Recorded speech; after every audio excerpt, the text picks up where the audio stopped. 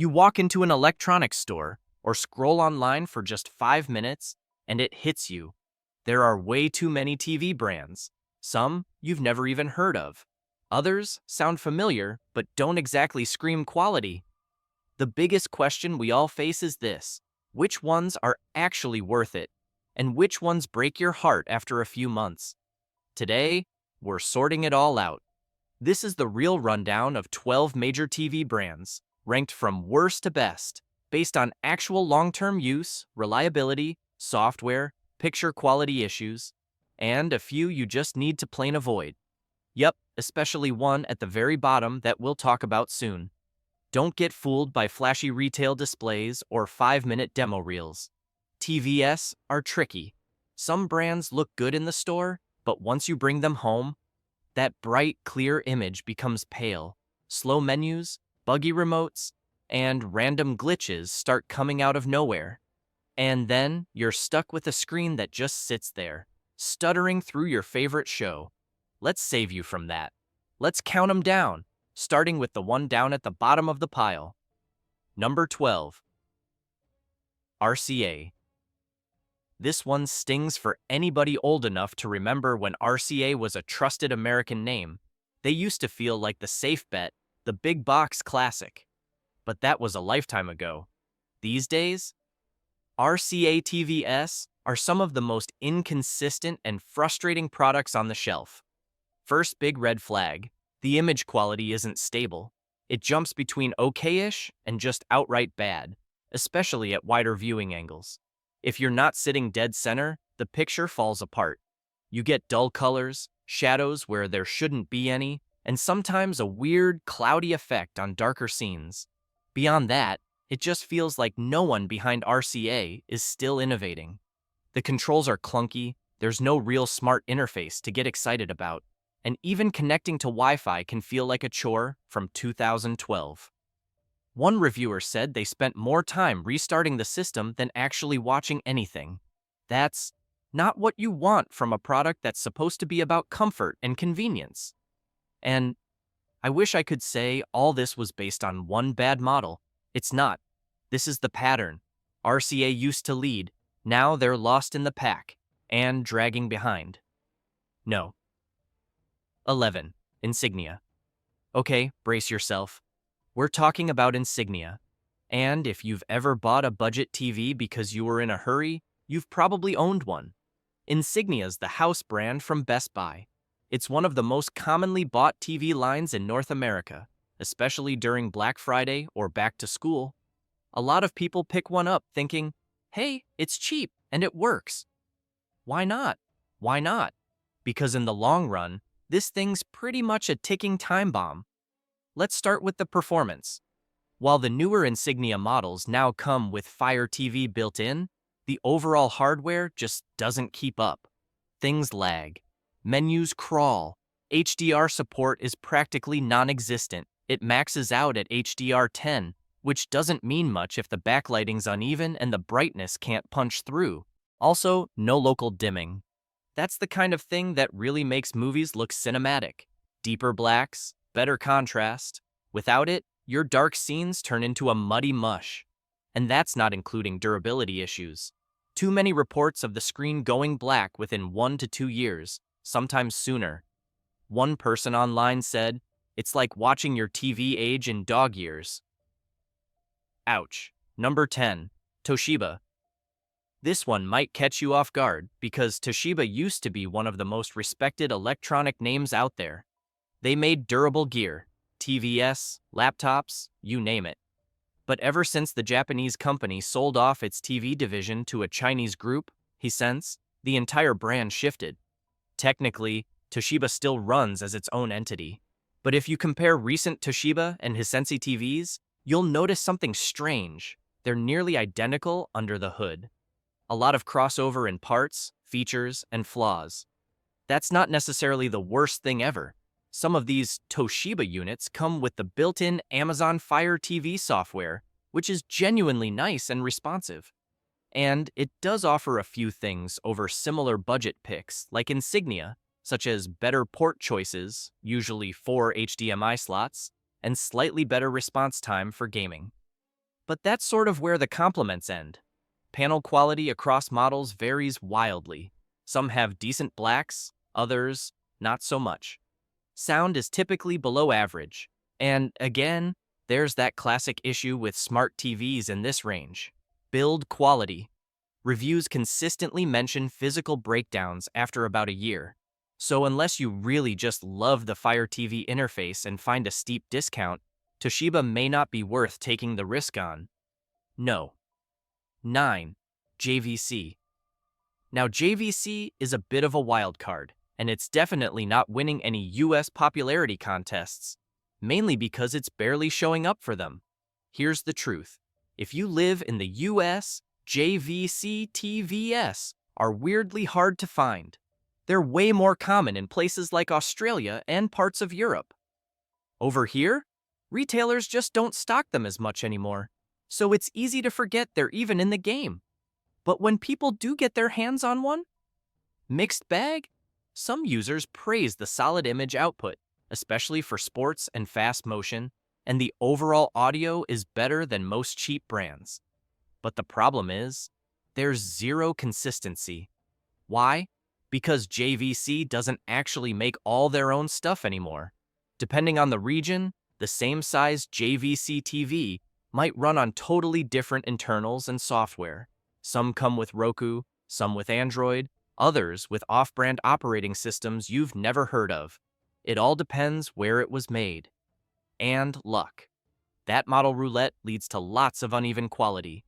You might get a solid one, or you might get a dud that struggles to stream Netflix.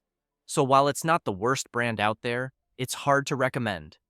When reliability is based on randomness instead of reputation, that's a red flag. Number 8. Philips. Alright, Philips. Now this is one brand where context really matters, because your experience with their TVs can change a lot depending on where you live. If you're in the US, chances are you haven't seen a Philips television in years. That's not your imagination. While they've kept a strong presence around Europe and parts of Asia, they've all but disappeared from the American market. It's like they quietly exited stage left and never announced it. So what about where Philips is still active? They've actually built a loyal customer base in places like the UK and Germany. Some of their higher-end models offer Ambilight, this wild feature that casts light from behind the screen to match what you're watching. It looks kind of futuristic in a dark room. Definitely not a gimmick. It really does add something to the atmosphere. But that's the high-end stuff. Most of their regular TVs, kinda average. They get the job done, but they're not exactly pushing limits. A good number of users complain about laggy smart menus, slow boot times, and buffering even when internet speed is solid. Their operating system varies too, and not always for good reasons. Some units run Android TV, some have their own clunky version of Linux. Navigation can feel sluggish. App selection? Not bad, but nothing you'd call premium. Philips TVs also tend to fall a step short in overall panel brightness, so don't expect jaw-dropping clarity in a well-lit room. Great in the dark, not so much during a sunny afternoon. So while it's far from the worst, Philips struggles to match the sharpness and fluid performance of the top-tier brands. And with their limited US availability, recommending them just doesn't feel right unless you're already based in a market where Philips still commits to support. Number 7. Panasonic. Here's a brand that used to dominate living rooms. Panasonic. Back in the plasma TV days, they were untouchable. Deep blacks, color purity that bordered on cinema grade. It was the brand for movie buffs. But these days, totally different story. Since 2016, Panasonic has very little presence in North America when it comes to TVs. They haven't outright vanished, but getting a Panasonic television in the States now feels oddly difficult. They're still strong in Japan and some specific regions in Europe, but again, accessibility becomes half the problem. Now, to be completely fair, when you can get one, they're usually built well. There's a toughness to Panasonic TVs that a lot of brands don't match anymore. They also tend to take sound more seriously, usually offering better built-in speakers than most competitors. with solid support for formats like Dolby Atmos and DTS:X. That does matter, especially if you're not setting up a full home theater sound system. But there's a catch. Actually, several. First, user interface. The My Home Screen UI feels like something designed in the early 2010s. It's clean looking, but it's slow, outdated, and lacking in third-party app support compared to the slick systems behind Android TV or WebOS. Then, there's pricing. You're basically paying premium prices for features that don't fully justify it at the mid-level. People like the durability, yes, but if you're spending that much, why not just get an LG or a Samsung with better smart integration, faster operation, and more predictable support? Some Panasonic panels do still nail the color and black depth. They kept that legacy alive, but those models tend to stay outside the entry-level reach. Most consumers just won't find them unless they're actively hunting. So, kind of like Philips again. Not bad. Not hugely relevant for the average shopper. You won't hate owning one, but you'll find better, smarter options in the same range. Number 6. Vizio. Now we're talking. Vizio is that friend of a friend who always shows up with a decent deal and sometimes surprises you with how well they hold their own. It's kind of become the face of budget-friendly TVs in the US. If you've ever scrolled through Walmart or Target listings, you've definitely seen it. And really, there's a reason so many people toss one into their cart. The picture quality, especially for the price, is actually strong. Contrast is solid. Blacks are deeper than you'd expect. A few of their newer OLED models even got legitimate praise from professional reviewers. It's also one of the few budget brands trying to push real innovation forward, like including full-array, local dimming in their mid-range systems. But despite all that, Vizio still hits a glass ceiling. First, let's talk OS. Vizio uses its own system called SmartCast, and it's not great, laggy, cluttered, sometimes stutters during basic menu toggling. App Store feels limited, and some users report stability issues when watching through built-in apps, especially at higher resolutions. Then there's durability. This one's hit or miss. Some sets are tanks. Others start falling apart right after the warranty expires. Weird software bugs like random reboots or freezes aren't unheard of, and good luck getting in touch with their customer service if something goes sideways. It's that classic trade-off. Vizio gives you premium image characteristics for a budget price, but you also get that budget support and software in the deal. Great value if everything works. A massive headache if it doesn't. So it lands here, not quite elite, but definitely not forgettable. Kind of the overachiever of the lower middle class. Number 5. Hisense. Now we're getting into real competition territory. Hisense has come a long way in the last decade. It's the largest television maker in China and now owns big-name legacy brands like Sharp and Toshiba. So, not only do they produce TVs under their own name, they also quietly make a few systems that technically get sold under other logos. Sneaky, right? But when you buy a Hisense straight up, here's what you're actually getting. Shockingly good color depth and contrast for the price, smooth 4K action, and real features like Dolby Vision and HDR10+, even in lower-cost models. And visuals aren't just good enough. On some of their newer panels, especially the U7 and U8 series, people have compared them favorably to Samsung models costing a lot more. The downfall? Sound. Hisense speakers just aren't great. You definitely want a soundbar with these. Also, building materials feel a little cheap. I'm talking brittle backplates, awkward button placement. Some of their models just don't feel as solid once you get hands-on. Still, people are catching on. Hisense sales have jumped internationally, especially among folks who want near-premium quality without the big brand tax. Keep your eyes on this one. It's slowly stepping into a new tier. And if they fix their sound and finish, watch out.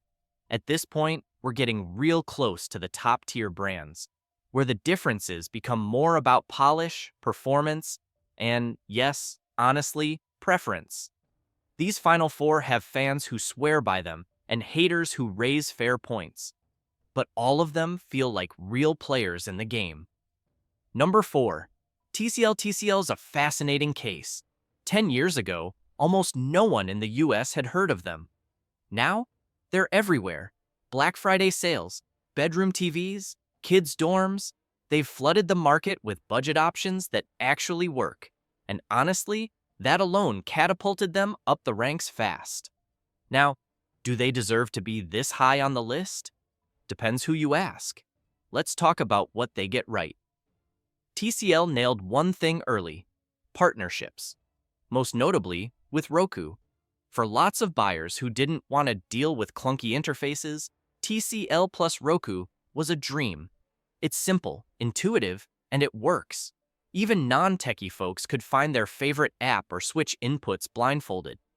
Lately, they've also stepped into more premium territory with their QLED models, mini LED tech, and even a few eye-catching 6 Series editions that offer 4K/120Hz gameplay and Dolby Vision support.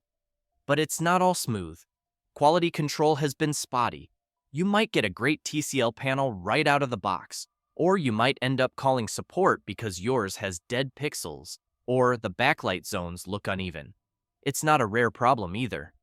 A quick look at user reviews shows a pattern: 50-50 outcomes depending on build batch.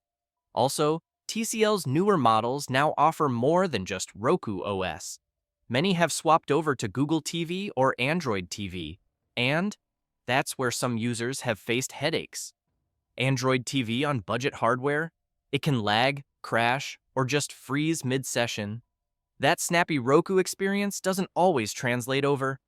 Overall, TCL gives you a decent chance at a fantastic deal, especially for gamers or casual streamers. But the inconsistency keeps them from going higher. You roll the dice here, not entirely blindly, but still risky. Number 3. Sony. Sony lands in the top 3. And here's the thing about Sony: they don't just build TVs, they build experiences. That sounds like sales talk, but it's true. From motion handling to color accuracy, Sony consistently pushes the kind of visual tech that just feels premium. Watch any high frame rate content or cinematic film on a modern Sony panel, and it's hard to go back to cheaper brands. Part of that's hardware, and part of that's their in-house processing software. Stuff like the Cognitive Processor XR, which does fancy-sounding things but basically means smoother image, smarter contrast, and less digital noise. They also work incredibly well with consoles, especially the PS5. Go figure.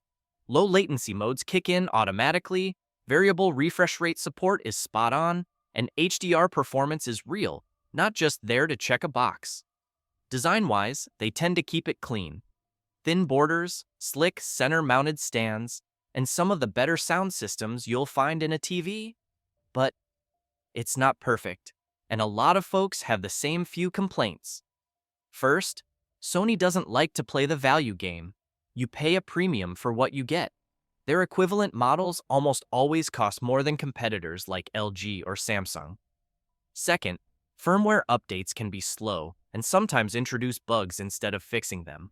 Not a huge issue, but frustrating if you're running a smart TV experience that used to be flawless and now suddenly lags because of a recent patch. Also, Sony still doesn't support some of the features you find on LG's OLED lineup, like full HDMI 2.1 bandwidth across all ports. It's small stuff, but it counts. Still, if your budget allows and you're looking for cinematic quality with minimal fiddling, Sony makes that kind of living room magic happen. Number 2. Samsung. Okay, big name time.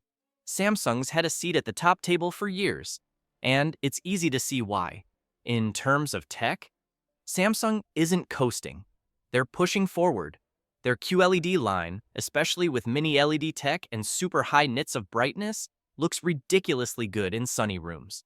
If you hate glare, these TVs punch through sunlight like a champ.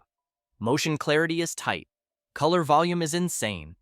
Upscaling lower quality content looks shockingly decent on mid to high-end Samsung panels. And design-wise, they go sleek. No chunky backs, no fat bezels. just a super thin slab of glass that feels like it belongs on a luxury wall. But let's stop there for a second, because Samsung also has some nerve-wracking quirks. First one, ads. Yes, ads. If you've never owned a Samsung Smart TV, get ready for a few surprises in the menu bar. Sponsored rows, auto-suggested apps, and recommended content that can't be fully removed unless you start digging around in developer mode. It doesn't kill the experience, but it leaves a bad taste, especially at this level. Second, Tizen OS. It works, but it's not everyone's favorite smart system. It's a little stiff, sometimes awkwardly laid out, and not always super intuitive, especially compared to something cleaner like WebOS or Google TV. Also, like a few others, Samsung loves putting features in that require constant updates to even function properly. Voice control, for example, can feel buried 3 menus deep and may or may not be responsive depending on your model. Still, if you're shopping for bright, bold image quality, especially outdoors or in rooms with lots of windows, Samsung is a safe bet. Just be ready to deal with some extra flair that you didn't ask for. Number 1. LG, we've made it, at the top. And honestly, it's not a shocker. LG has managed to do something rare, be both mainstream and high quality at the same time. And they've kept that title mostly through one thing, OLED. Their OLED panels are simply leagues ahead in black levels, contrast, color, precision, everything high-end viewers care about. Watch a night scene on an LG OLED, and you can literally see more detail than you would on most other TVs. It's rich, it's deep, and it's almost completely shadow-free in dark rooms. Then you get design. These TVs are stunning. Razor-edge thin, clean hardware, no unnecessary clutter. They look like part of the future. And software? LG's WebOS gets a lot of love from users. It's fast, clean, colorful, app switching is snappy, the menu layout makes sense, and the magic remote, love it or hate it, works surprisingly well once you get the feel down. Also, HDMI 2.1 ports, plural, not just one. Perfect for gamers. Support for every major HDR format? Covered. Compatibility with all major streaming apps and platforms? No problem. The one knock? Burn-in risk on OLED. Yes, it's real, but only if you abuse the screen with static images 24/7. Most regular users won't have a problem.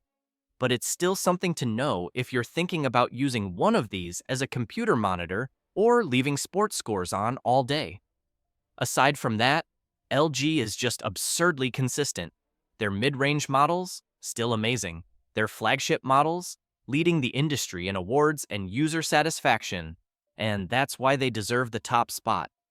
But before we wrap, there's still one thing we haven't done, the part we promised right back at the start. The one brand to absolutely avoid, no matter what's on sale or how sweet the packaging looks. Because trust me, it's a trap.